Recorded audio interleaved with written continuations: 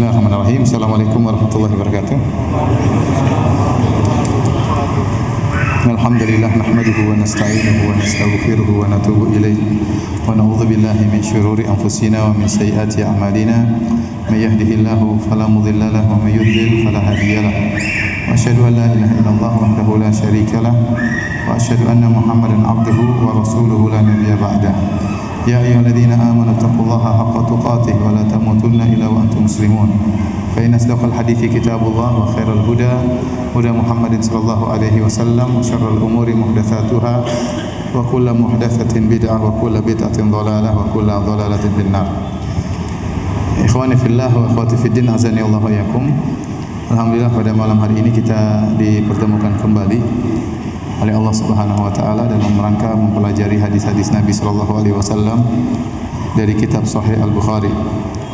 Salawat dan salam semoga tercurahkan selalu kepada beliau sallallahu alaihi wasallam dan juga kepada keluarganya dan juga kepada pengikutnya yang setia hingga akhir zaman kelak. Kita masuk pada bab yang baru, masih dalam Kitabul Iman. Masuk pada bab yang ke-12, bab minad dini al-firaru minal fitan. Termasuk dari agama adalah lari menjauh dari fitnah-fitnah. Al-firar minad din, yaitu lari menjauh dari fitnah-fitnah. Di sini Al-Imam Al-Bukhari tidak mengatakan minal iman, tapi beliau mengatakan minad din. Kenapa? Karena bukan beliau tidak mengatakan dari perkara iman, tapi beliau mengatakan dari perkara agama, ad-din, karena untuk menjaga lafal hadis. Karena lafal hadis di akhirnya disebutkan yafirru bidinihi minal fitan, yaitu seorang lari menyelamatkan agamanya dari fitnah. Oleh karena di antara cabang keimanan adalah menyelamatkan agama dari fitnah-fitnah yang timbul. Dan iman dan agama sama, ya sama maknanya. Oleh karenanya tatkala malaikat Jibril alaihissalam datang dan bertanya kepada Nabi SAW tentang Islam, tentang iman, di akhirnya kata malaikat Jibril, hada Jibril, kata Nabi SAW, hada Jibril atakum yu'allimukum dinakum. Sungguhnya Jibril telah datang kepada kalian untuk mengajarkan kepada kalian agama kalian. Dan yang ditanyakan oleh malaikat Jibril kepada Nabi Muhammad SAW adalah tentang iman, tentang Islam, tentang ihsan, dan ini semua adalah bagian daripada agama. Ini saya hanya ingin menjelaskan tentang masalah judul, ya. Semestinya Imam Al-Bukhari membuat judul minal iman, termasuk dari keimanan, lari menjauh dari fitnah. Tetapi beliau memberi judul minad din, dari perkara agama, dan iman dan agama sama, ya. Baik, kita bacakan hadisnya. Hadis yang ke-19.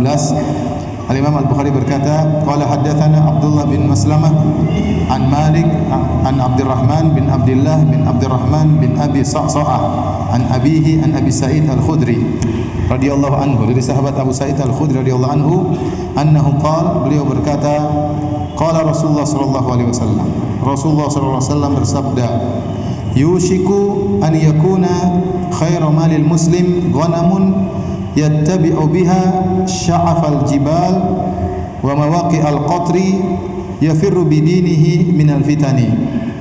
Hampir-hampir harta terbaik seorang muslim adalah kambing yang dia bawa kambing tersebut ke puncak-puncak gunung,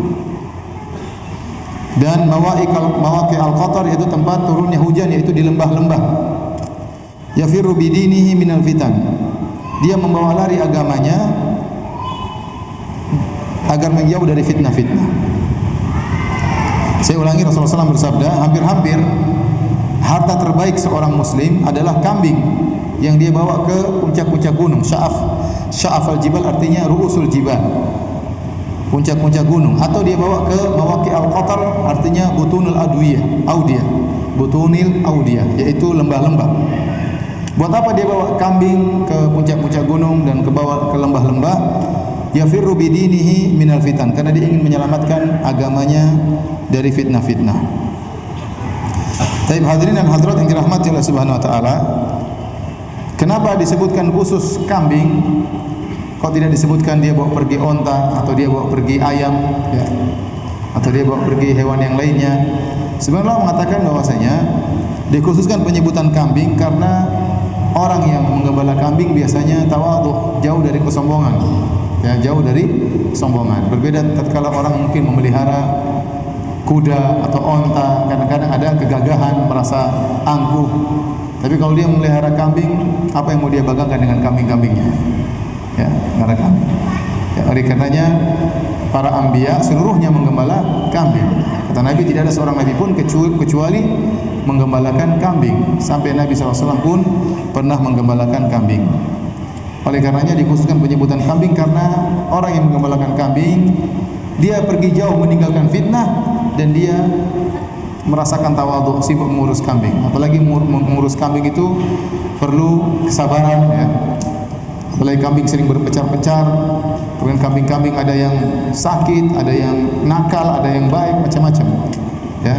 Sebenarnya mengatakan di antara hikmah kenapa para nabi menggembalakan kambing-kambing, ya, untuk melatih mereka bagaimana mengurus berbagai macam model yang berbeda-beda dengan butuh kesabaran dan penuh kelembutan sebelum mereka mengurus manusia secara umum. Sebab yang pertama disebutkan kambing adalah demikian, karena memelihara kambing menimbulkan ketawadhuan.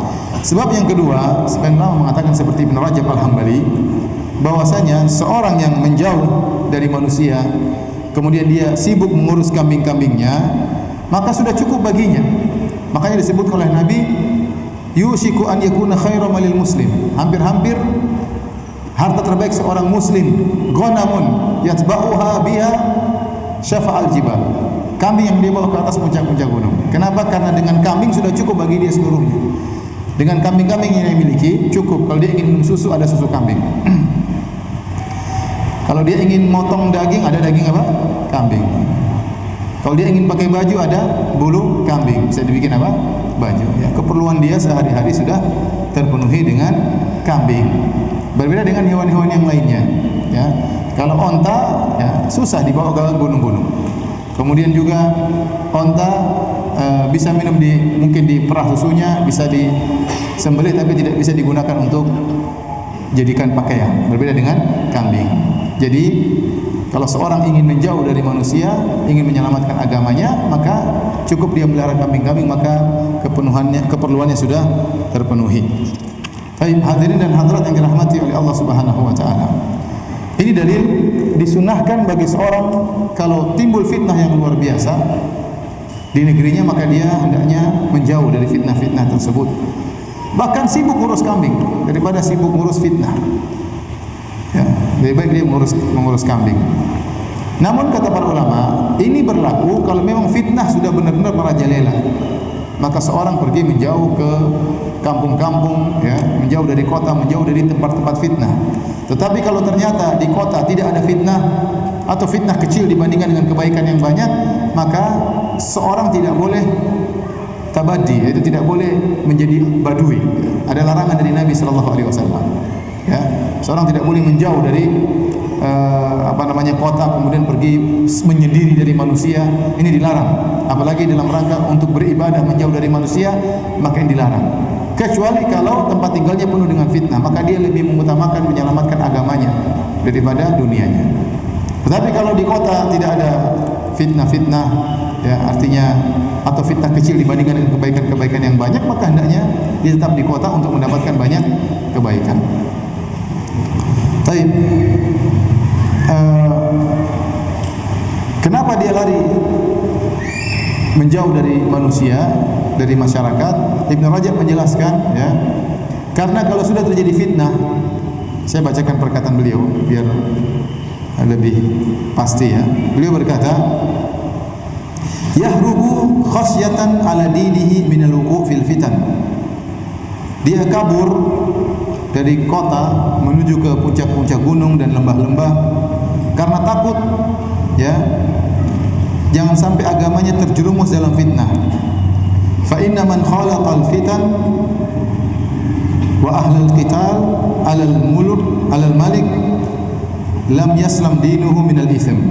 Karena barang siapa yang bercampur dengan fitnah atau bercampur dengan orang-orang yang memberontak terhadap raja, memerangi raja, atau berperang karena ingin kekuasaan, lam yaslam dinuhu minal itsm, maka dia pasti tidak akan selamat dari dosa. Imma bi qatli ma'sumin aw akhdhi mali ma'sum. Karena kalau sudah terjerumus, ada terjadi kekacauan di negeri karena ada perebutan kekuasaan atau penggulingan kekuasaan, apalagi yang menggulingkan ternyata orang Islam juga, maka kalau dia masuk dalam lautan kekacauan tersebut, dia pasti tidak selamat dari dosa. Entah dia bela raja, entah dia bela orang-orang yang memberontak. Kalau dia bela salah satunya, pasti ada orang yang dia bunuh, sesama muslim yang seharusnya tidak boleh dibunuh, atau dia menjarah harta sesama muslim yang harusnya tidak boleh dijarah. Maka kalau sudah terjadi kekacauan, mending dia menjauh. Jangan dia masuk dalam saf, baik saf penguasa ataupun saf pemberontak. Hendaknya dia menjauh. Ini perkataan Ibn Rajab. Apalagi orang berperang gara-gara ingin merebut kekuasaan. Atau al-musa'adah ala dhalik, atau kalaupun dia tidak terjun langsung, mungkin dia hanya sekedar membantu orang-orang yang ikut terjun dalam fitnah tersebut, entah membunuh, entah merampok, ya, entah mengambil harta orang muslim, biqaulin wa nahwihi, atau bahkan dia hanya membantu dengan perkataan, ikut memprovokasi sehingga terjadi pertumpahan darah, terjadi pengambilan harta yang tidak halal. Kadzalika law ghalaba 'ala an-nasi man yad'uuhum ila ad-dukhul fi kufr aw ma'siyah hasunal firaru minhu. Ini model pertama, kata beliau, kapan kondisi kita lari dari fitnah tatkala terjadi kekacauan di suatu negara, ya, entah ribut antara penguasa dengan orang rakyatnya, atau rakyat saling berbunuh-bunuhan karena ingin merebut kekuasaan, maka dia kabur. Jangan dia ikut serta, bahkan sedikit partisipasi pun tidak boleh. Jangan memprovokasi, jangan membantu sama sekali. Hendaknya dia kabur, karena konsekuensi dari provokasinya pasti ada yang terbunuh, dan yang terbunuh juga seorang apa? Seorang muslim. Mending dia menjauh. Masalahnya hari kiamat dihisab nanti. Model kedua, kata Ibn Rajab, kondisi yang buat seorang hendaknya menjauh dari kota kemudian pergi ke puncak-puncak gunung, jika, kata beliau, ada orang-orang yang maksa untuk melakukan kekufuran, dipaksa untuk bermaksiat oleh penguasa, misalnya dipaksa untuk kufur kepada Allah oleh penguasa, ya, di zamannya, maka hendaknya dia kabur. Dan ini yang dilakukan oleh Ashabul Kahfi, ya, ini yang dilakukan oleh Ashabul Kahfi, sebagaimana Allah berfirman, wa idh i'tazaltumuhum wa ma ya'buduna illa Allah fa'u ilal kahfi. Ya, kalau kalian telah menjauh, i'tizal, kalian menjauh, ya, dari mereka dan apa yang mereka sembah selain Allah, fa'u ilal kahfi, maka pergilah ke goa. Ashabul Kahfi, kenapa mereka kabur? Karena mereka setelah mendakwakan tauhid, mereka dipaksa untuk melakukan kesyirikan, maka mereka pun kabur untuk menyelamatkan agama mereka. Tatkala mereka kabur, mereka masuk ke goa, maka Allah buat mereka tidur selama 309 tahun, sehingga berganti raja. Tatkala mereka bangun dari tidur mereka yang sangat panjang tersebut, ternyata raja sudah diganti oleh Allah dengan raja yang lain. Jadi dua model ini, ya. Jadi seorang kalau misalnya tinggal satu, kita nggak usah bicara skala besar, skala kecil, misalnya tinggal di suatu kompleks tersebut orang dipaksa melakukan maksiat, dipaksa jadi preman misalnya, atau dipaksa untuk melihat yang tidak, dipaksa, ya udah kabur, jangan tinggal di situ, jangan di. Atau dia takut kalau dia terjerumus dalam kompleks tersebut, kalau tinggal situ terjerumus dalam kemaksiatan, dia pergi, ya, jangan dia tinggal di tempat tersebut. Atau terjebak dalam suatu kondisi, ya, terjadi pertikaian antara dua kampung, sama-sama muslim, kampung muslim, kaum muslim, maka tidak usah bela-belaan, pergi aja, ya, karena yang akan dia bunuh juga orang apa? Orang muslim. Yang akan dia bunuh juga orang muslim, maka hendaknya dia menjauh. Baik, kita lanjutkan bab berikutnya, bab 13. Bab qaulin Nabi sallallahu alaihi wasallam, ana a'lamukum billah. Bab tentang sabda Nabi sallallahu alaihi wasallam, aku yang lebih tahu tentang Allah daripada kalian. Aku yang lebih tahu di antara kalian tentang Allah. Ya, kata Nabi, ana a'lamukum billah. Aku yang paling ngerti di antara kalian tentang Allah Subhanahu wa taala. Wa annal ma'rifata fi'lul qalb. Dan bahwasanya al-ma'rifah, yaitu pengetahuan disertai dengan pembenaran, adalah perbuatan hati. Liqaulihi ta'ala, walakin yu'akhidhukum bima kasabat qulubukum berdasarkan firman Allah Subhanahu wa taala, akan tapi Allah menghukum kalian akibat perbuatan hati-hati kalian. Jadi hati juga punya amalan, hati juga bisa berbuat. Sebagaimana al-jawarih taksab, sebagaimana anggota tubuh yang lain bisa bertindak, bisa berbuat, hati juga bisa berbuat, bisa melakukan perbuatan. Di antara perbuatan hati adalah al-ma'rifah, kata al-Imam Al-Bukhari. Baik, al-ma'rifah kata Ibn Rajab Al-Hambali rahimahullah taala, al-ma'rifah pengetahuan terdiri atas tasawur wa tasdiq. Tasawur itu gambaran tentang ilmu, wawasan, plus tasdiq ditambah dengan pembenaran. Al-ma'rifah yang dimaksud dengan ma'rifah yang merupakan keimanan, yaitu pengetahuan disertai dengan pembenaran. Adapun tasawur, wawasan, maka bisa dimiliki oleh seorang muslim, orang mukmin, dan juga bisa dimiliki orang kafir. Contoh, iblis punya ma'rifat bahwasanya Allah pencipta alam semesta. Iblis ngerti, iblis punya tasawur bahwasanya Allah yang menciptakan Adam. Fir'aun juga ngerti bahwasanya Tuhan semesta alam adalah Allah Subhanahu wa taala. Makanya Musa alaihissalam berkata kepada Fir'aun, "Laqad alimta ma anzala haula'i illa rabbus samawati wal ardi basair." Wahai Musa, sungguhnya kau telah, wahai Fir'aun, kata Musa alaihissalam kepada Fir'aun, wahai Fir'aun, sungguhnya kau telah tahu tidak ada yang menurunkan mukjizat ini semuanya kecuali pencipta langit dan bumi. Jadi Fir'aun juga tahu, tetapi tidak ada pembenaran. Jadi kalau wawasan, banyak yang bisa tahu. Orang Yahudi tahu tentang Nabi SAW. Banyak orang-orang kafir mengetahui tentang kebenaran Islam. Abu Talib tahu tentang kebenaran Nabi Muhammad SAW. Jadi ada tasawur, ada pengetahuan. Tetapi hanya orang mukmin yang membenarkan. Maka Ibnu Rajab berkata, namanya al-ma'rifah, pengetahuan yang merupakan asal dari keimanan, adalah gabungan antara tasdik, pembenaran, dengan wawasan, dengan pengetahuan, dengan gambaran sesuatu. Dan di sini Al-Imam Al-Bukhari ingin menjelaskan bahwasanya al-qalb juga berbuat, ya. Karena apa? Karena untuk mengetahui wawasan, untuk memiliki ilmu, wawasan dan pembenaran, butuh dalil-dalil. Maka hati mengamati, otak memikirkan, sehingga timbullah pengetahuan disertai dengan pembenaran. Jadi Al-Imam Al-Bukhari, ya, ingin membantah orang-orang Al-Murji'ah, ya, yang mengatakan bahwasanya iman itu cuma di hati dan tidak bertingkat-tingkat. Nah, Al-Imam Al-Bukhari menjelaskan bahwasanya iman benar asalnya di hati pun bisa bertingkat-tingkat. Karena wawasan bisa bertambah atau tidak? Bisa bertambah. Pembenaran bisa bertambah atau tidak? Bisa bertambah. Orang semakin membenarkan. Makanya sudah kita sampaikan, Nabi Ibrahim berkata, "Rabbi arini kaifa tuhyil mauta."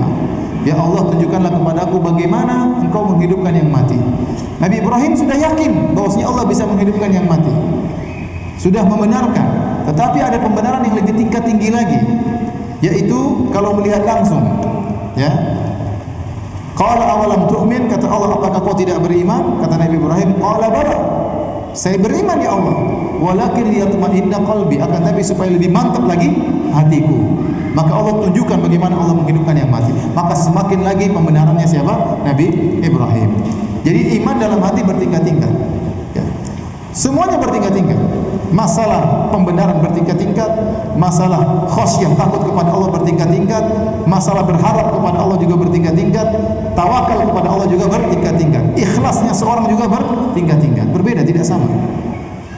Ada orang yang tawakalnya luar biasa tinggi, ada orang yang yakinnya luar biasa tinggi, ada orang yang khasyahnya kepada Allah sangat tinggi, ada yang khasyahnya takut sama Allah tapi sedang-sedang, tawakalnya kepada Allah tapi masih tawakal juga sama bos misalnya, masih tawakal sama pekerjaannya, ya. Jadi bertingkat-tingkat, ya. Sehingga amalan hati juga bertingkat-tingkat. Tapi hadirin dan hadirat yang dirahmati oleh Allah Subhanahu wa taala, di sini ada beberapa faedah. Pertama, hadis ini membantah pendapat Al-Karramiyah. Saya sudah pernah jelaskan di papan tulis, Al-Karramiyah itu kelompok dari kelompok Al-Murji'ah yang ekstrim, yang mengatakan bahwasanya iman cukup di lisan. Iman cukup apa di lisan. Dan kita sudah bantah, kalau iman cukup di lisan melazimkan orang-orang munafik juga beriman. Karena orang-orang munafik beriman dengan lisan mereka, adapun hati mereka mengingkari syariat Allah Subhanahu wa taala. Kemudian juga ini dalil untuk membantah orang-orang Murji'ah ya secara umum, karena orang-orang Murji'ah mengatakan iman itu tidak bertingkat-tingkat. Iman itu satu, tidak bertingkat-tingkat, hanya satu model. Padahal Nabi berkata, "Ana a'lamukum billah." Aku yang lebih tahu tentang Allah daripada kalian. Jadi ilmu tentang Allah itu iman. Ternyata iman kita tentu tidak sama dengan iman Nabi Muhammad SAW. Jadi iman bertingkat, iman di hati dan bertingkat-tingkat. Ya. Kemudian ada pembahasan yang disinggung oleh Al-Hafidz Ibnu Hajar, dan ini pembahasan yang penting. Al-Hafidz Ibnu Hajar dalam kitabnya Fathul Bari, beliau membantah orang-orang Asy'ariyah. Imam Ibnu Hajar, beliau punya pemikiran tamasyur, sering terpengaruh dengan Asy'ariyah. Namun dalam sebagian hal beliau membantah orang-orang apa? Asy'ariyah. Contoh, beliau sebutkan di bawah pembahasan bab ini, beliau mengkritik, dan ini juga beliau sebutkan di bab-bab terakhir. Kalau di cetakan Darus Salafiyah bab 13 sama pembahasannya mirip-mirip seperti ini. Jilid 13 ya. Ini jilid 1 juga beliau bantah tatkala beliau membahas tentang pendapat orang-orang Asy'ariyah yang menyatakan bahwasanya awal wajibin 'alal mukallaf an-nazar. Perkara yang pertama kali wajib bagi orang-orang mukallaf, yaitu orang yang diberi beban untuk beriman, ya, yaitu manusia dan jin, ya, manusia dan jin. Yang pertama wajib kalau menurut ahlu sunnah adalah la ilaha illallah, syahadah la ilaha illallah. Kalau ada orang mau masuk Islam, yang pertama kali wajib apa? La ilaha illallah, syahadah la ilaha illallah Rasulullah, masuk Islam, selesai. Baru nanti belajar sedikit demi sedikit. Kata mereka tidak. Yang pertama kali wajib bukan syahadah la ilaha illallah, tapi an-nazar, yaitu mengamati. Kata mereka karena seorang tidak boleh beriman kepada Tuhan kecuali dengan dalil. Tidak boleh ikut-ikutan. Dalilnya apa? Dalil mereka sebut dengan nazar. Nazar itu pengamatan. Pengamatannya bagaimana? Mereka punya teori sendiri tentang pengamatan yang dimaksud. Maka Anda harus mengerti bahwasanya apa dalilnya ada Tuhan. Bahwasanya alam semesta ini ya adalah makhluk, dalilnya karena memiliki ya jism, karena memiliki a'rad, memiliki sifat, sehingga kita bisa menjadikan dalil adanya jism dan adanya sifat, bahwasanya itu adalah makhluk. Nah, Allah itu tidak berjisim dan tidak begini-begini, macam-macam. Ini panjang lebar. Ya. Jadi untuk bisa masuk Islam harus memikirkan hal tersebut. Ini disebutkan oleh ulama Asy'ariyah. Ya. Dan dibantah oleh Ibnu Hajar rahimahullah taala. Ibnu Hajar rahimahullah berkata, tidak perlu itu semua. Di zaman Nabi SAW, di zaman para sahabat, orang masuk Islam dan mereka tidak mengerti hal-hal ini. Pokoknya datang la ilaha illallah masuk Islam. Ya. Tidak mengerti bahwasanya alam semesta itu terdiri atas jisim, terdiri atas ini, repot. Ya. Sampai-sampai di antara mereka, sampai ada yang membantah mereka dengan mengatakan seandainya kalau masuk Islam harus dengan model seperti ini, mengerti tentang ya alam terdiri atas jism, a'rad, kemudian ada perubahan-perubahan dan macam-macamnya ya. Maka banyak orang-orang yang tidak mengerti dan banyak orang yang masuk Islam tanpa mengerti hal ini. Antum saja belum tentu mengerti hal ini kan? Antum pernah mengerti hal ini saya omongan tadi? Sudah pernah ngerti sebelumnya? Antum masuk Islam dulu bagaimana sih? Tahu-tahu masuk Islam. Tidak ngerti tentang bahwasanya harus nazar atau al-qasdu ila nazar, ingin nazar itu maksudnya pengamatan dengan teori mereka. Banyak di antara kita tidak mengerti. Kalau cara masuk Islam harus dengan cara seperti ini, maka banyak orang yang kafir dong. Ada di antara mereka yang bantah, tidak mengapa. Kalau kafir semua apa masalahnya bagi Allah Subhanahu wa taala? Ini tentunya tidak benar. Makanya dibantah oleh Ibnu Hajar dan juga dibantah oleh Al-Ghazali. Al-Ghazali juga bantah bahwasanya akidah orang Asy'ariyah ini tidak benar, dan ini disebutkan dalam awal-awal buku akidah mereka. Bahwasanya yang pertama wajib bagi seorang adalah nazar, mengamati tentang adanya Allah dengan teori yang mereka sebutkan. Dan teori ini susah, tidak gampang. Untuk memahaminya tidak gampang. Ini biasanya saya jelaskan tatkala pembahasan asma wa sifat. Ya, cuma ini saya sekedar singgung saja. Ya. Teori ini tidak dipahami oleh banyak orang. Dan yang benar adalah awal masuk Islam adalah la ilaha illallah. Karena mereka mengatakan awal masuk Islam kewajiban yang pertama adalah al-ma'rifah. Karena dalam hadis tadi disebutkan tentang al-ma'rifah. Ya, perkataan Imam Bukhari tentang apa? Al-ma'rifah. Nah, al-ma'rifah tadi hanya bisa diketahui dengan teori yang mereka sebutkan tentang alam terdiri atas ajsam dan a'rad. Tentang zat dan sifat. Kemudian ciri-ciri zat, ciri-ciri sifat itu begini dan begini, ya, dan macam-macamnya.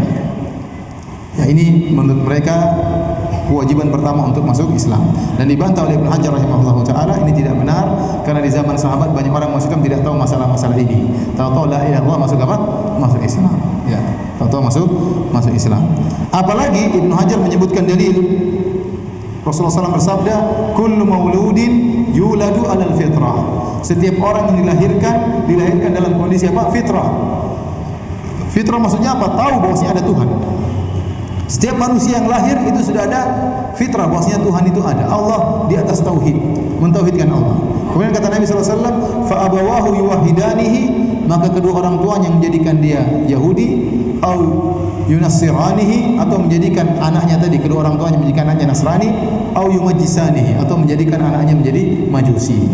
Padahal kalau dibiarkan anak tersebut tanpa ada yang mempengaruhinya, maka hatinya akan membawa dia kepada tauhid, pada Allah Subhanahu wa taala. Jadi tidak perlu mengetahui dalil a'rad wal ajsam, teori-teori tadi, orang sudah bisa percaya adanya Tuhan. Karena ada fitrahnya dalam dirinya, Tuhan itu ada. Banyak orang percaya Tuhan itu ada. Kalau ditanya apa dalilnya Tuhan ada, mungkin dia ya ada makhluk, selesai. Ada alam semesta, pasti ada penciptanya dengan apa? Logika dia yang sederhana. Tidak perlu bahwasanya alam ini terdiri atas ajsad, a'rad, dan a'rad sifatnya begini-begini, maka kalau begini-begini maka begini-begini, susah ya. Baik. Ini menunjukkan bahwasanya menurut saya Al-Hafidz Ibnu Hajar terkadang beliau menyelisih orang-orang Asy'ariyah dan membantah mereka juga. Bahkan metode seperti ini mengatakan pertama kali wajib masuk Islam harus dengan teori-teori mereka, ya. Ini diakui oleh sebagian orang Asy'ariyah bahwasanya ini adalah sisa-sisa pemahaman Mu'tazilah yang masih masuk dalam Asy'ariyah. Jadi Al-Imam Abul Hasan Al-Asy'ari rahimahullahu taala dahulu bermadzhab Mu'tazilah. Kalau tidak salah 40 tahun dia bermadzhab Mu'tazilah. Kemudian dia belajar, akhirnya dia berusaha membantah apa? Mu'tazilah. Tetapi sisa-sisa pemikiran Mu'tazilah masih ada pada dirinya. Masih ada pada dirinya. Jadi Abul Hasan Al-Asy'ari ya, disebutkan memiliki tiga kondisi. Pertama dia Mu'tazilah. Kemudian kondisi kedua dia Asy'ariyah. Yang ketiga dia berusaha menuju sunnah namun belum berhasil 100%. Masih juga ada sisa-sisa apa? Sisa-sisa Asy'ariyahnya dan sisa Mu'tazilahnya. Ya. Meskipun dia mengakui saya mengikuti mazhab Imam Ahmad bin Hanbal, tapi ternyata tidak bisa sempurna seperti mazhab Imam Ahmad bin Hanbal. Tapi cukup dia sudah berusaha dan dia meninggalkan Mu'tazilah. Namun sayangnya masih ada pemikiran-pemikiran Asy'ariyah yang diambil dari sisa-sisa Mu'tazilah. Dan ini diakui sendiri. Ibnu Hajar menyebutkan waqad naqala al-qudwah Abu Muhammad bin Abi Jamrah an Abil Walid al-Baji an Abi Ja'far as-Sam'ani. Abi Ja'far as-Sam'ani, dan dia adalah salah seorang dari min kibaril Asy'ariyah, dari salah seorang ulama besar Asy'ariyah. Annahu sami'ahu yaqul, dia mendengar bahwasanya Abu Ja'far as-Sam'ani berkata, "Inna hadhil mas'alah min masailil Mu'tazilah baqiyat fil madhhab, wallahu musta'an." Permasalahan seperti ini, bahwasanya yang wajib pertama kali adalah nazar, mengamati dengan teori-teori yang mereka sebutkan, adalah di antara permasalahan-permasalahan Mu'tazilah atau di antara masalah-masalah ilmiah Mu'tazilah yang masih tersisa yang berada pada di orang-orang Asy'ariyah, ya. Karenanya sampai sekarang bantahan Asy'ariyah dengan Mu'tazilah saling bantah-bantahan, ya. Karena Al-Imam Abu Hasan Al-Asy'ari dulu Mu'tazilah. Kemudian dia sadar, kemudian dia jadi Asy'ari. Jadi Asy'ari. Kemudian tahapan ketiga, dia ingin total kepada sunnah namun belum berhasil. Masih ada sisa-sisa pemikiran i'tizalnya. Masih ada sisa pemikiran Mu'tazilah. Rahimahullah, semoga Allah merahmatinya. Baik, kita lanjutkan hadis ke-20. Al-Imam Al-Bukhari berkata, qala haddatsana Muhammad bin Salam qala akhbarana Abdah an Hisham an abihi an Aisyah. Ini Hisham bin Urwah bin Zubair bin Awam. Dari abinya, dari ayahnya itu dari Urwah bin Zubair. Dari Aisyah radhiyallahu anha qalat. Aisyah berkata, "Kana Rasulullah sallallahu alaihi wasallam idza amarahum minal a'mali bima yutiqun." Adalah kebiasaan Nabi sallallahu alaihi wasallam kalau memerintahkan para sahabat, Nabi memerintahkan mereka untuk melakukan amalan yang mereka mampu. Jangan terlalu berat-berat, yang mampu-mampu aja ya. Ya. Hari ini saya ingin baca Al-Qur'an khatam satu malam ini, terlalu berat.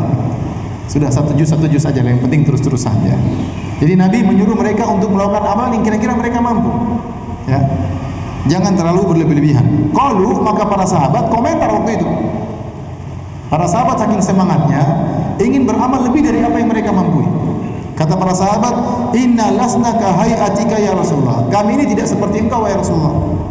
"Inna Allah qad ghafara laka ma taqaddama min dhanbika wa ma ta'akhkhar." Kau beda wahai Rasulullah. Engkau telah diampuni dosa-dosamu yang telah lalu dan akan datang. Adapun kami tidak. Jadi mereka tetap ingin beramal lebih daripada yang mereka mampu. Maka Nabi pun marah. Kata Aisyah, "Fayaghdabu hatta yu'raful ghadabu fi wajhihi." Nabi pun marah dan kelihatan kemarahan Nabi pada wajah Nabi sallallahu alaihi wasallam. Tsumma yaqul, kemudian Nabi membantah mereka, membantah para sahabat.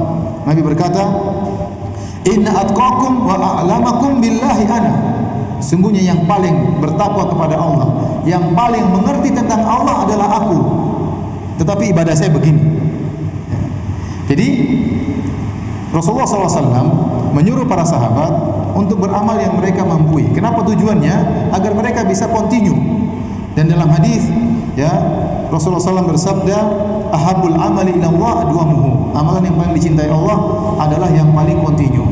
Nah, lakukanlah amalan yang kalian mampu. Kalau kalian mampu tiap hari ngaji 1 juz, 2 juz silakan, tapi continue. Jangan saking semangat langsung 10 juz. Ya. Akhirnya apa? Baru 3 hari sudah KO, enggak bisa lagi. Ya. Nabi tidak ingin demikian. Nabi ingin meskipun sedikit tapi apa? Berkesinambungan. Makanya dalam hadis tadi kata Rasulullah SAW, "Ahabul a'mali ila Allah adwamuha wa in qal."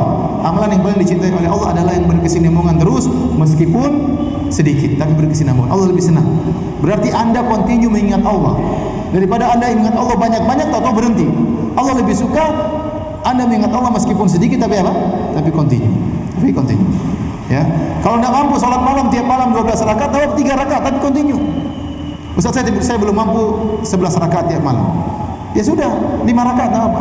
Ustaz saya tidak bisa salat 1 jam tiap malam. Terus berapa? Bisanya 5 menit. Ya enggak apa 5 menit tapi terus-terusan. Nanti kalau sudah merasa kuat naik jadi 10 menit. Sudah merasa kuat naik lagi 1/4 jam. Tapi jangan langsung semangat langsung setengah jam, habis cuma 2 hari setengah jam, 3 hari setengah jam, besoknya sudah tidak pernah salat malam lagi. Ya, ini kurang disukai oleh Nabi SAW. Nabi lebih suka atau Allah lebih suka amalan yang sedikit tapi continue. Dan Nabi SAW ingin kebaikan bagi para sahabat. Makanya kata Rasulullah SAW, "Alaikum minal amali ma tutiqun." Lakukanlah amalan yang kalian mampu. Sahabat saking semangat enggak mau, enggak nurut sama Nabi. Mereka ingin semangat lebih daripada ini. Ya. Seperti dalam hadis tatkala 3 orang sahabat datang menemui Nabi SAW, menemui istri Nabi bertanya tentang ibadatihi fis sirr. Jadi Nabi tidak ada, tanya sama istrinya, "Wahai istri Nabi, wahai ummul mukminin, bagaimana ibadah Nabi waktu di rumah?" Maka istri Nabi jelaskan, Nabi salatnya begini, mungkin zikirnya begini. Kata sang perawi, "Fa ka'annahum taqalluha." Maka 3 sahabat ini merasa amalan Nabi sedikit. Maka setelah itu mereka ingin amalan lebih banyak. Maka salah satunya berkata, ya, "Ini sa'asum wal uftir." Saya akan puasa tiap hari dan saya tidak pernah berbuka. Jadi puasa tiap hari, bukan puasa Daud lagi, ya. Puasa Daud kuadrat, ya, tiap hari. Tiap hari. Kalau Daud kan puasa sehari berbuka. Enggak, ini puasa terus. Yang satunya berkata, "Ana usholil lail wala anam." Saya akan sholat semalam suntuk dan saya tidak tidur. Nanti tidur siang aja. Semalam sholat terus. Semangat. Satunya lagi berkata, "Ana sa'atazilun nisa." Saya akan beribadah maka saya tidak mau nikah. Semuanya semangat atau tidak? Semangat. Dan mereka punya logika.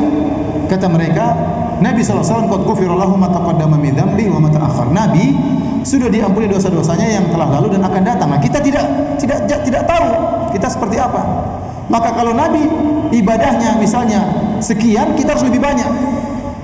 Dan logika ini sebenarnya benar, tapi salah, disalahkan oleh Nabi. Logikanya benar, ini orang Nabi SAW sudah diampuni dosa-dosanya yang telah lalu dan akan datang. Ibadahnya misalnya 2 jam. Nah, saya dosa-dosa saya tidak ada yang jamin. Kalau gitu ibadah saya 10 jam. Logikanya benar atau tidak? Benar. Karena semakin banyak beribadah, semakin banyak ampunan, semakin banyak pahala. Nabi aja sudah diampuni cuma segitu, kita harus lebih banyak. Ternyata ini semua salah. Dan Nabi SAW tidak datang. Siapa tadi yang bilang tidak mau nikah sama perempuan? Ya udah, enggak usah nikah aja. Insya Allah kuat. Ayo. Siapa tadi bilang enggak mau sholat malam? Ayo semangat, tawakal sama Allah. Yang tidak mau tidur sholat malam terus. Ayo semangat, insya Allah kuat. Nabi tidak bilang begitu. Ya. Satu lagi mengatakan saya puasa terus. Nabi tidak mengatakan ayo semangat, insya Allah kuat. Mereka niatnya baik. Di antara 3 orang tersebut kalau tidak salah Utsman bin Mas'ud dan di antaranya Ali bin Abi Thalib. Orang-orang hebat. Maka Nabi pun bantah mereka satu persatu. Kata Nabi, fa ana atqakum billah wa akhsyakum. Sama seperti hadis ini. Aku adalah orang yang paling bertakwa kepada Allah dan aku adalah orang yang paling takut kepada Allah. Meskipun saya yang paling bertakwa daripada kalian, dan ketakwaan itu melazimkan ibadah yang banyak. Toh ibadah saya cuma segini.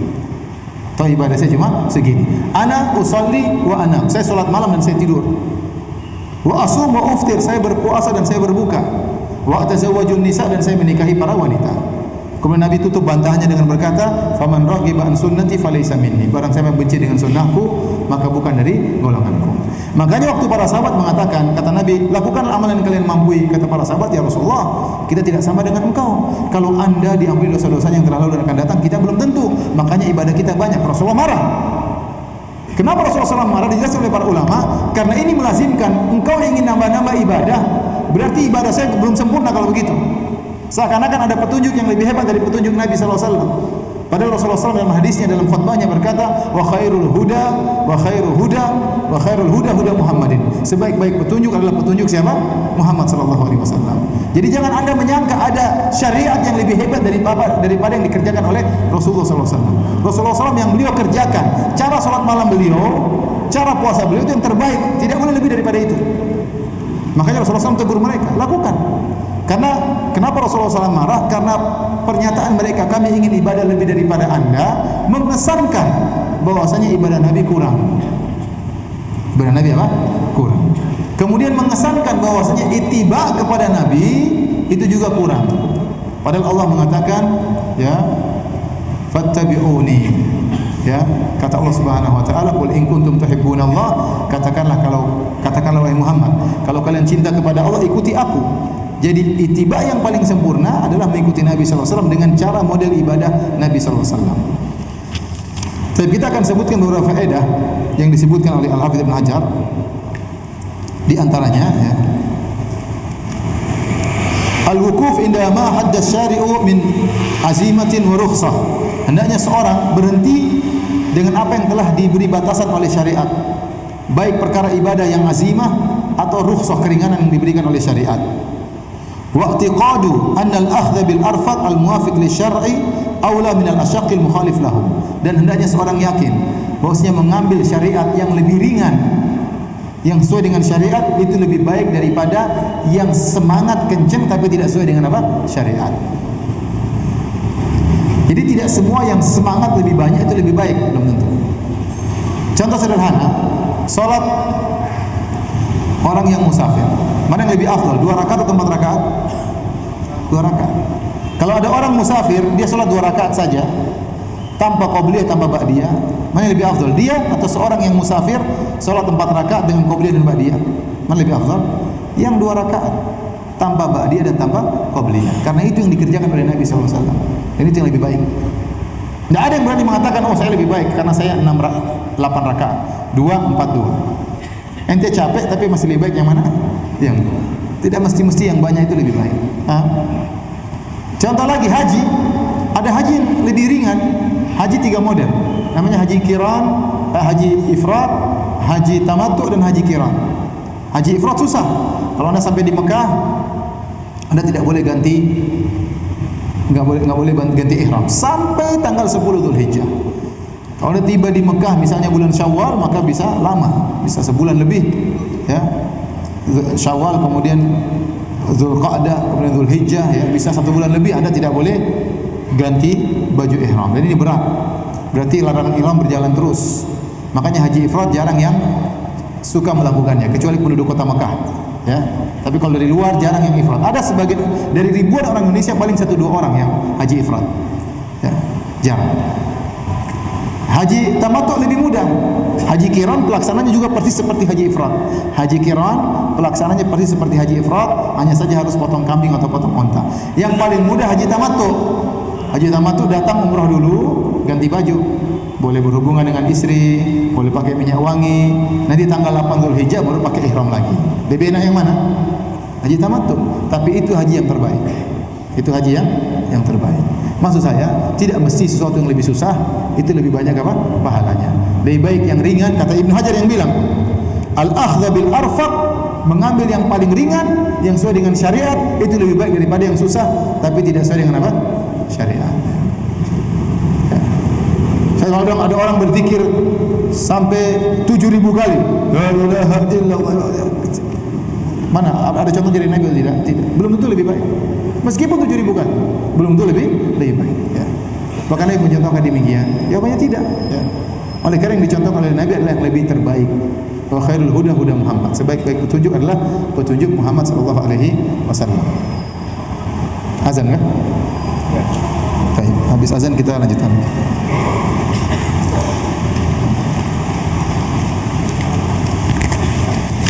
Bismillahirrahmanirrahim. Alhamdulillah, salatu wassalamu ala Rasulillah wa ala alihi wa sahbihi wa ala.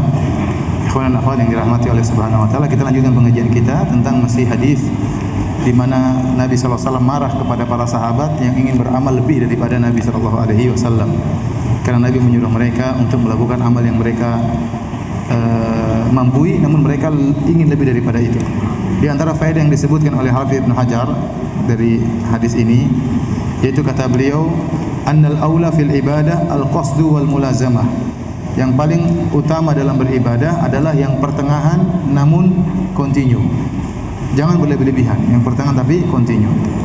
Kenapa? Sebenarnya berpendapat kalau kita berlebih-lebihan pada satu perkara, maka pasti ada porsi lain yang terbengkalaikan, yang tergadaikan.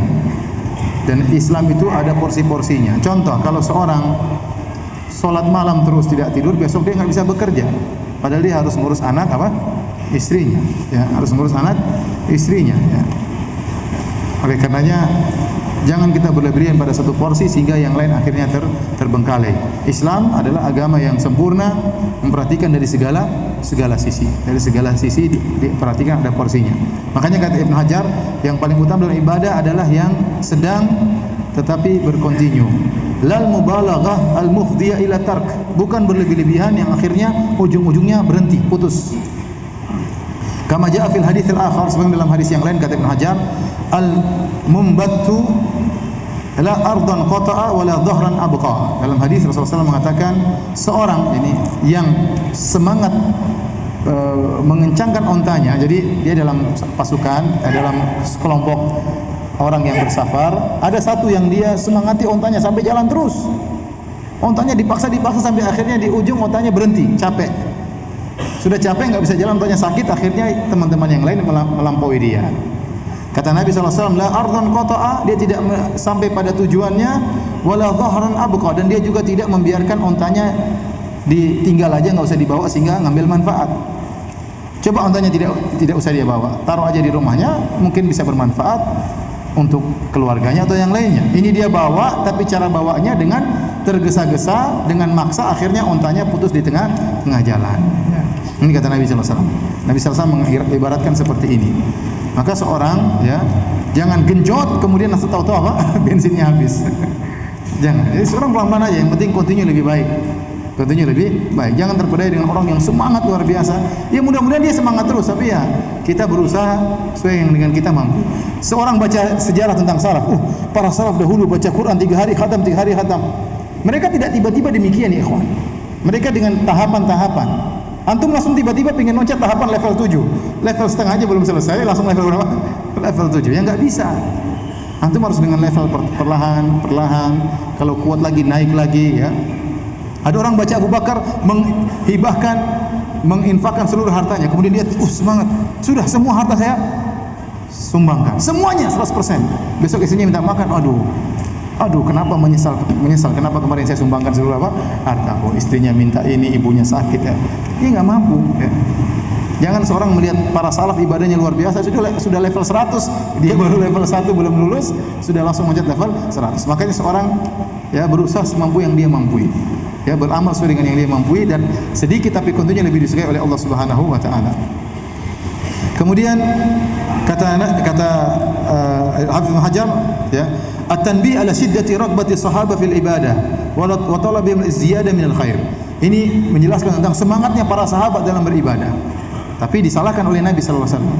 Tapi menunjukkan mereka apa? Semangat. Seperti waktu Nabi sallallahu alaihi wasallam salat tarawih, baru tengah malam selesai, Rasulullah SAW kemudian selesai, para sahabat minta tambah. Ya. Kata para sahabat radhiyallahu taala anhum kepada Nabi sallallahu alaihi wasallam, "Ya Rasulullah, ya masih ada tengah malam lagi. Kita lanjutkan sampai sahur." Itu para sahabat. Kalau kita imamnya berhenti, alhamdulillah. Maka Nabi SAW mengatakan, man shalla ma'al imami hatta yansarif kutiba lahu qiyamul lailah. Barang siapa yang salat sama imam, ya karena para sahabat mengatakan, ya Rasulullah, lau nafaltana baqiya lailatina hadhihi. Ya Rasulullah, bagaimana kalau lanjutkan sampai sahur? Rasulullah SAW mengatakan, sudah cukup, man shalla ma'al imami hatta yansarif kutiba lahu qiyamul lailah. Barang siapa yang salat sama imam sampai selesai, tidak mesti harus sampai sahur, maka dicatat baginya salat semalam suntuk. Lihat, Islam sangat memperhatikan kemampuan ya seseorang, kemampuan umatnya.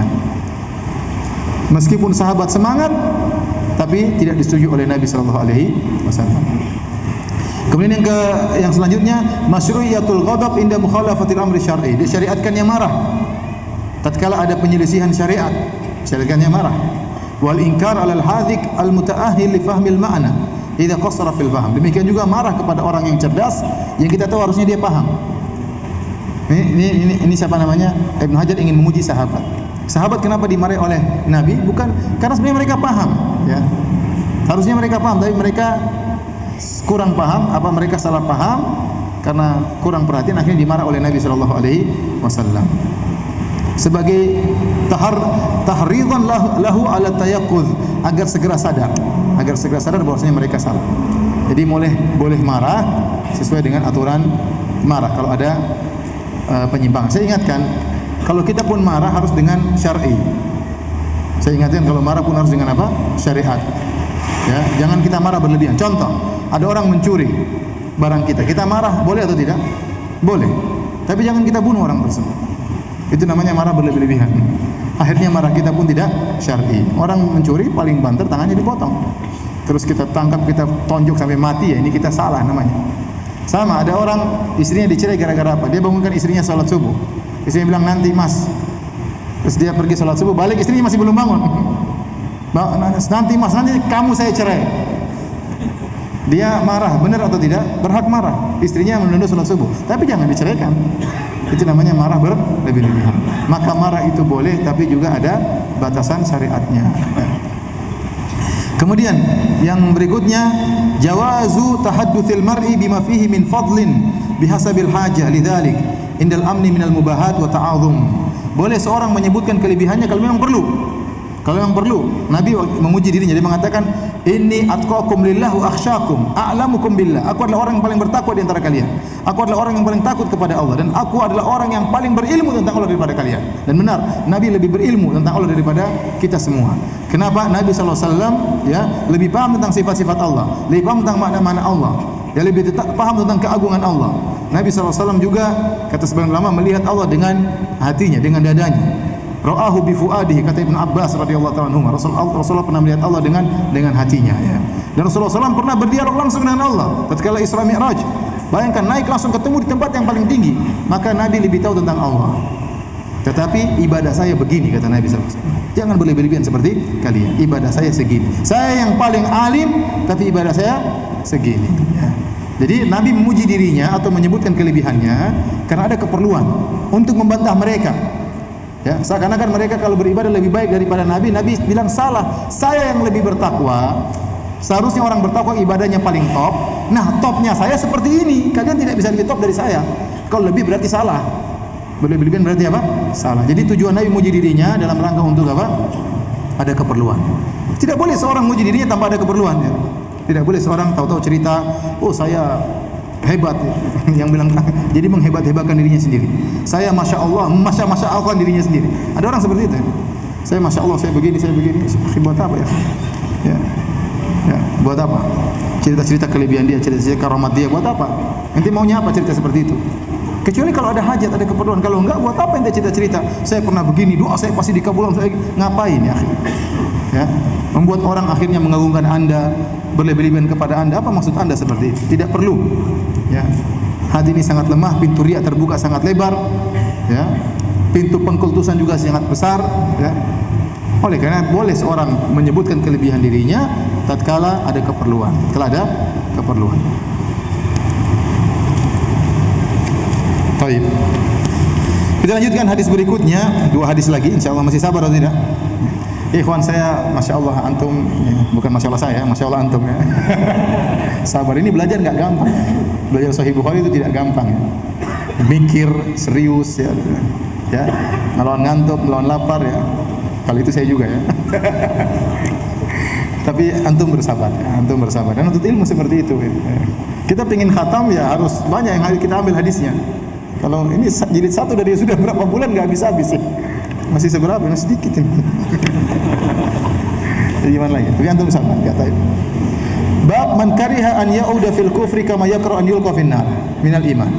Bahwasanya membenci untuk kembali kepada kekufuran sebagaimana dibenci dilempar dalam neraka jahanam itu bagian daripada iman. Ini hadis sudah pernah kita baca. Jadi sikap seorang benci kembali kepada kekufuran seperti benci kembali dilemparkan dalam neraka, ini sudah pernah kita baca dalam hadis. Ya, saya bacakan lagi. Qala haddatsana Sulaiman bin Harb, qala haddatsana Syu'bah an Qatadah an Anas bin Malik, an Nabi sallallahu alaihi wasallam qala. Jadi Imam Bukhari sering mengulang-ulang hadis. Kadang sepotong hadis dia ulang, kadang bagian tertentu dia ulang. Tapi makanya disebutkan Imam Bukhari hadis-hadisnya jumlahnya 7.000 kalau dengan pengulangan. Tapi kalau tidak dengan pengulangan sekitar 4.000. Sekitar apa? 4.000. Ini di antara hadis yang diulang. Kata Rasulullah SAW, "Salasun man kunna fihi wajada halawatal iman."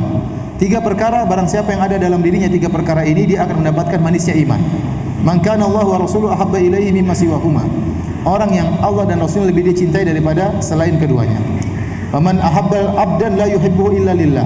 Seorang mencintai saudaranya, seorang hamba Allah dia cintai karena Allah Subhanahu wa taala. Yang ketiga yang jadi patut perhatian kita, wa man yakrah an yauda fil kufri ba'da in anqadahu Allah kama yakrahu an yulqa fin nar.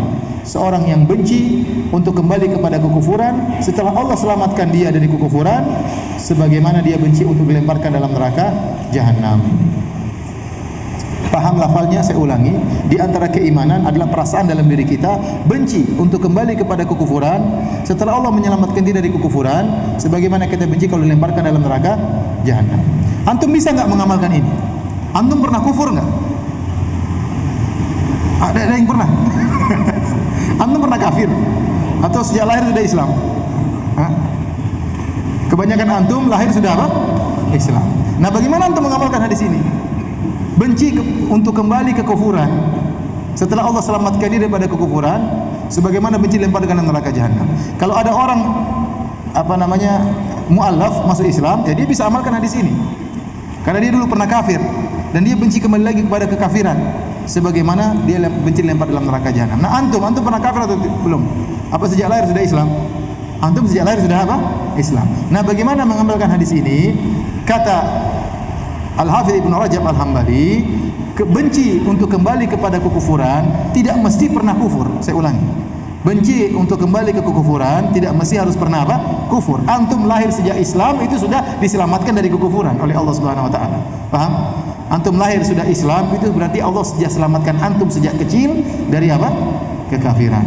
Oleh karenanya seperti perkataan Syuaib, Syuaib dia berkata, "Qad iftaraina 'ala Allahi kadiban in udna fi millatikum ba'da idh najjana Allahu minha." Ya, sungguh kata Syuaib, kami telah melakukan kedustaan atas Allah jika kami kembali kepada agama kalian setelah Allah selamatkan kami dari agama kalian.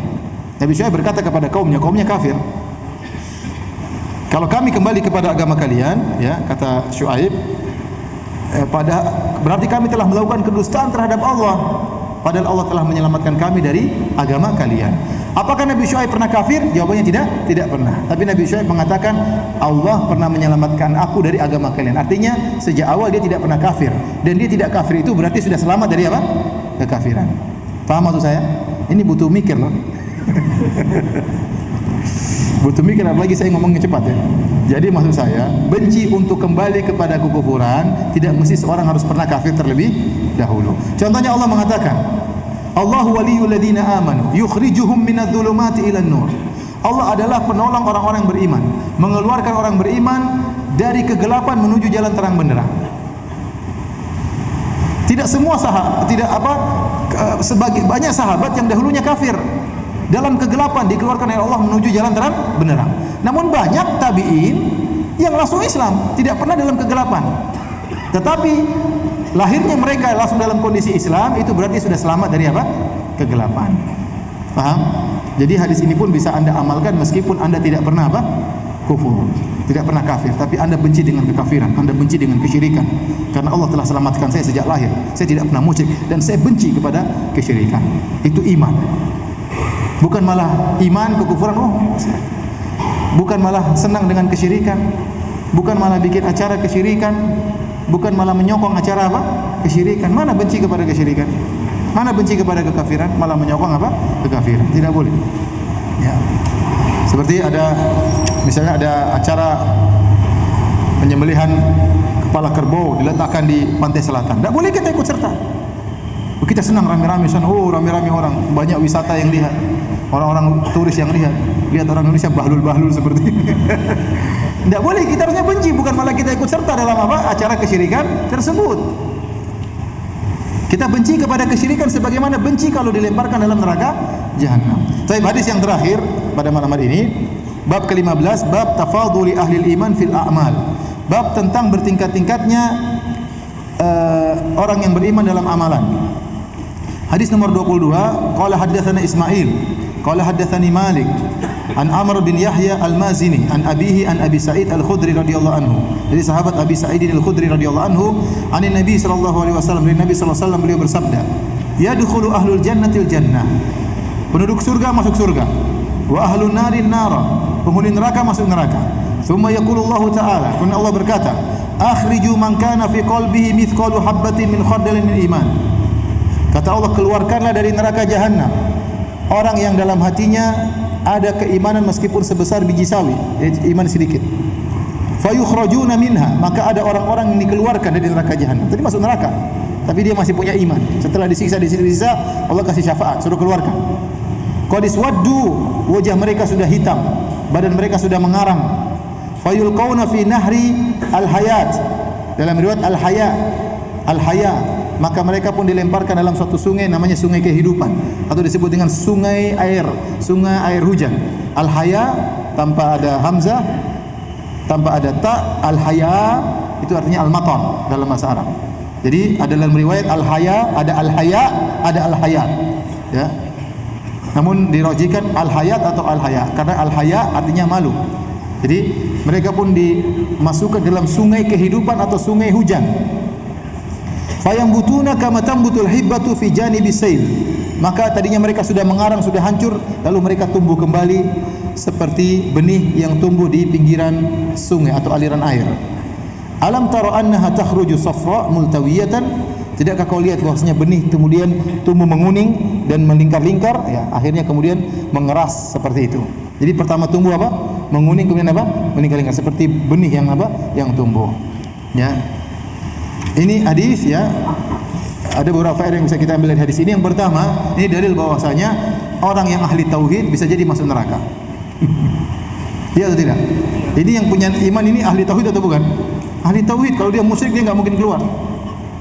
Karena jangan sampai seorang hanya melihat hadis-hadis tentang tauhid kemudian akhirnya dia bermaksiat.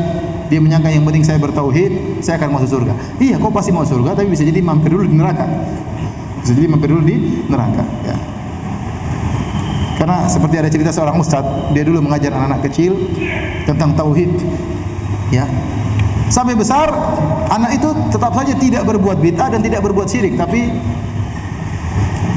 mirip-mirip bajingan, preman. Tapi preman bertauhid. Ini khawatirnya salah paham ya. Benar tauhid itu ya masih mending lah daripada sudah preman ahlul bid'ah lagi. Ini preman bertauhid, tapi salah ya. Ingat, bukan berarti kalau Anda sudah bertauhid Anda kemudian gampangin masalah. Ada orang sampai sudah ngaji dia merasa tidak berbuat syirik, utang enggak bayar-bayar, cuek ya. Kemudian gibahin siapa sana sini enggak ada masalah bagi dia, ya. Seperti itu, menyakiti orang tidak jadi masalah, nipu orang, ini kan dosa-dosa. Yang penting ada tauhid. Ya, benar Anda bertauhid tapi bisa jadi masuk neraka terlebih dahulu. Makanya Ibnu Taimiyah mengatakan mutawatir ada ahli tauhid dalam neraka jahanam. Ya, ada ahli tauhid dalam neraka jahanam. Karena kalau orang tauhidnya mantap, ya dia tidak akan seperti itu. Ya dia melakukan kesalahan tapi tidak seperti itu. Salah ya dia bertobat, salah dia bertobat ya. Tapi kalau orang terus menerus bermaksiat berarti tauhidnya lemah. Kalau tauhidnya lemah tidak kuat untuk membakar dosa-dosa tersebut, maka dia terancam untuk masuk dalam neraka jahanam. Di antaranya ini orang-orang ini. Ya. Kemudian juga di antara faedah dari hadis ini, ya, bahwasanya iman dalam hati bertingkat-tingkat. Karena dalam hadis ini Allah mengatakan akhriju man kana fi qalbihi. Keluarkan orang yang dalam hatinya ada sebesar biji sawi apa keimanan. Berarti iman itu bertingkat-tingkat. Ada yang sebesar biji sawi, ada yang sebesar apa ya, ada yang besar sekali, ya. Yang ternyata yang sebesar biji sawi ini masuk neraka jahanam. Namun suatu saat akan dikeluarkan. Iman bertingkat-tingkat. Dan kita pun tahu iman kita terkadang naik, terkadang iman kita turun. Makanya dikatakan di antara fikih kecerdasan seorang hamba, dia tahu kapan imannya naik dan kapan imannya turun. Kalau dia tahu kapan imannya turun, segera dia perbaiki. Jangan dia cuek saja dengan hatinya. Imannya turun dia cuekin saja. Dia tahu dari mana imannya turun. Saya kalau begini iman saya turun. Saya kalau begini iman saya turun. Dia tahu, Allah berikan perasaan. Oleh karenanya antum harus berusaha ngerti kapan iman saya turun. Kalau saya ketemu teman tertentu ngobrol-ngobrol kok rasanya iman saya lemah, jangan lagi melakukan. Kalau saya pergi ke majelis tertentu ternyata saya rasa iman saya kok lemah, jangan lagi ke situ. Kalau saya lihat sesuatu kelihatannya iman saya lemah, sudah jangan lagi lihat itu. Ya. Jadi seorang harus cerdas kapan dia tahu imannya lemah, sehingga dia bisa menghindarkan sebab-sebab yang bisa membuat lemah imannya. Ya. Kemudian di antara faedah dari hadis ini yaitu bantahan terhadap ahlul bidah, bantahan terhadap orang-orang khawarij yang mengkafirkan pelaku dosa besar. Ini orang melakukan dosa besar, disiksa, tapi akhirnya bisa keluar dari neraka. Orang khawarij mengatakan pelaku dosa besar kafir, kalau sudah masuk neraka enggak keluar-keluar. Kekal. Demikian juga karena dia kafir. Mu'tazilah juga demikian. Mu'tazilah berpendapat pelaku dosa besar adalah fi manzilah baina manzilatain, di tengah-tengah di antara mukmin dan kafir, tidak mukmin tidak juga kafir tapi di tengah-tengah, dan di neraka juga kafir, di neraka juga kekal. Dan sampai sekarang masih ada sebagian kelompok firqah di Indonesia yang berkeyakinan bahwasanya kalau seorang sudah masuk neraka tidak bakalan keluar. Tidak bakalan keluar. Kata mereka tidak ada dalam Al-Qur'an orang bakalan keluar dari neraka jahanam. Tapi kita bilang dalam hadis ada. Di antaranya hadis yang sedang kita bahas ini. Karena Allah Maha Adil. Tidak Allah afanajal muslimina kal mujrimin? Apakah kita samakan orang Islam dengan orang kafir? Tentu tidak sama. Orang kafir tidak punya iman. Dia kafir kepada Allah, kafir kepada Rasulullah. Adapun orang mukmin meskipun dia penjahat, meskipun dia bajingan, meskipun dia pelaku dosa besar, dia masih ada la ilaha illallah. Selama belum batal, suatu saat dia akan dimasukkan dalam surga. La ilaha illallah itu mahal. Nilainya tinggi di sisi Allah Subhanahu wa taala. Baik, demikian saja para hadirin dan hadirat yang dirahmati Allah Subhanahu wa taala kajian kita. Enggak tahu ada tanya jawab enggak ya? Ini ada pertanyaan, Ustaz, saya ingin bertanya, bagaimana cara yakin kepada Allah seutuh-utuhnya dan cara menghindari keraguan syubhat dalam pikiran? Mohon penjelasannya. Kalau antum masih ada syubhat, berarti antum masih ada iman. Berarti syaitan datang menggoda, tapi antum harus lawan. Antum berta'awudz, a'udzubillahi minasyaitonir rajim. Pertama itu yang paling penting. A'udzubillahi minasyaitonir rajim. Ya. Karena syaitan akan datang menggoda antum. Ya. Dalam hadis disebutkan, kata yang bilang begini, syaitan akan bisikan demikian buat antum meragu. Makanya sebagian orang terjerumus dalam apa? Ilhad, dalam kekufuran. Hati-hati. Saya pernah di Masjid Nabawi habis ceramah pengajian, ada seorang datang. Ikut pengajian, lagi umrah. Lagi umrah ikut apa? Pengajian. Ustaz, Tuhan itu ada atau tidak? Ini lagi umrah. Tuhan itu ada atau tidak? Saya kaget sekali waktu itu. Saya pikir mau tanya apa? Tanya Tuhan itu ada atau tidak. Lagi umrah ini, ya. Saya bilang ya Tuhan itu ada, buktinya banyak. Buktinya kan sering doa kita dikabulkan, ya. Sering kita diselamatkan oleh Allah Subhanahu wa taala. Banyak ya bukti-bukti. Alam semesta enggak mungkin terjadi dengan apa? Sendirinya, ya. Am khuliqu min ghairi syai'in humul khaliqun. Apakah mereka diciptakan tanpa ya pencipta? Am humul khaliqun. Apakah mereka menciptakan diri mereka sendiri? Enggak mungkin. Pasti ada penciptanya. Pasti ada penciptanya, ya. Dan macam-macam ya. Jadi kita harus yakin Allah itu ada, ya. Kalau ada pikiran-pikiran menggoda, kita berta'awudz, a'udzubillahi minasyaitonir rajim. Ya, ada seorang datang kepada Ibnu Abbas kalau enggak salah. Ibnu Abbas, orang-orang Yahudi khusyuk dalam ibadah mereka. Kata Ibnu Abbas, "Kaifa ya'ti syaitan ila qalbin kharib?" Ngapain setan datang ke orang yang hatinya sudah rusak? Jadi kalau antum salat ada was-was, ya berarti antum masih ada iman. Makanya digoda setan. Tapi kalau orang Yahudi, mereka enggak perlu digoda karena mereka teman setan. Biar enggak usah digoda, sudah khusyuk, biarin aja. Kalau antum masih ada iman, orang setan ganggu, itu tanda antum ada iman.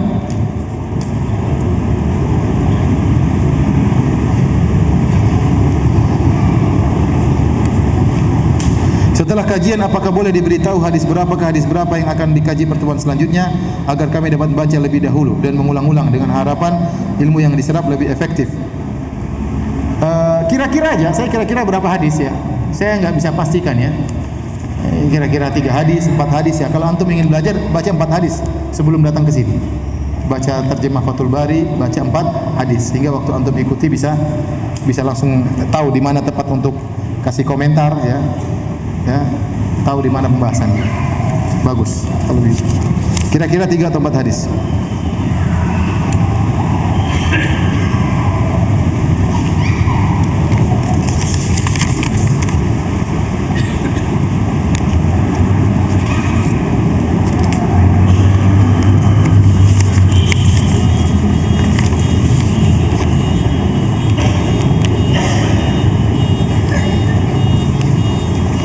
Ini pertanyaan berulang-ulang. Ustadz, setiap kali saya ikut kajian Ustadz, saya lihat di YouTube, saya perhatikan jenggot Ustadz tidak panjang. Kenapa? Ya dari sananya. Tanya kepada Allah Subhanahu wa taala.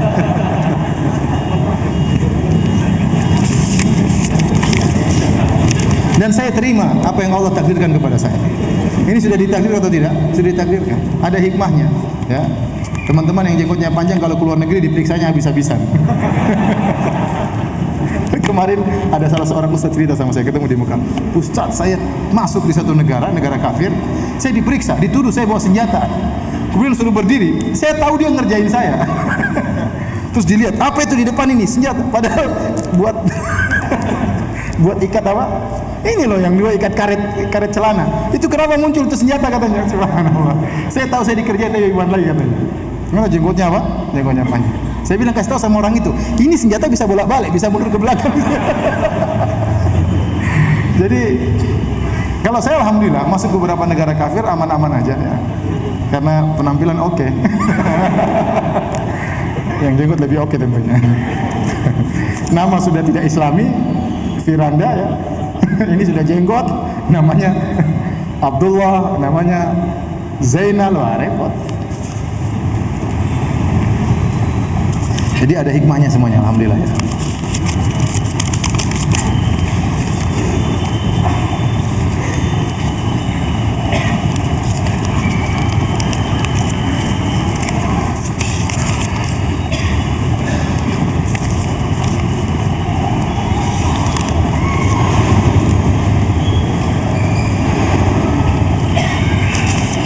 Ustaz Firanda doakan saya agar terhindar dari fitnah, yaitu dipertemukan jodohnya lalu menikah di tahun 2017. Amin.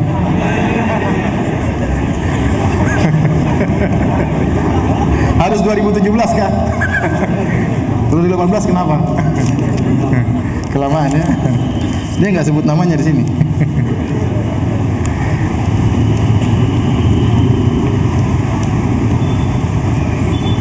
Ustaz, ana mau bertanya, bagaimana hukumnya orang yang ahli dalam dan paham agama Islam dan ibadah, tahu bahwa yang dilakukan berdosa, tapi tetap melakukannya dengan alasan selalu ada waktu untuk bertobat. Bagaimana cara menyikapinya? Benar, itu tidak salah, selalu ada waktu untuk bertobat. Tapi bisakah Anda meninggal dalam kondisi bertobat? Ya, kita nggak tahu kapan Allah cabut nyawa kita. Ya, akhi, saya baru aja kemarin saya ketemu teman, supirnya masih umur 40 sekian, ya. Ada supir baru. Dia mau gantian, dia briefing supir baru tersebut. Ini itu supir teman saya. Nanti kalau majikan tuh begini ngobrol-ngobrol, tahu-tahu meninggal. Lagi ceritain bagaimana cara melayani majikan, tahu-tahu meninggal. Tidak ada yang percaya, badannya sehat, ya, tanpa didahului oleh rasa sakit sama sekali, tidak ada tanda-tanda sakit, tahu-tahu meninggal dunia. Kemarin ada saya baca lagi berita, ada seorang di Jepang, ya, meninggal ketiban majalah porno di rumahnya. Mungkin lagi lihat porno, tetap bruk.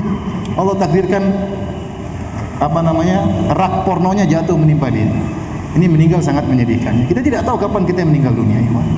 Oleh karena jangan kita mengatakan benar Allah Maha penerima taubat, tapi kita tidak tahu apakah kita meninggal dalam kondisi bertobat. Yang jadi masalah kalau kita meninggal dalam kondisi tidak bertobat kepada Allah Subhanahu wa taala. Demikian saja para hadirin hadirat kajian kita. Insyaallah kita lanjutkan lagi pada kesempatan berikutnya.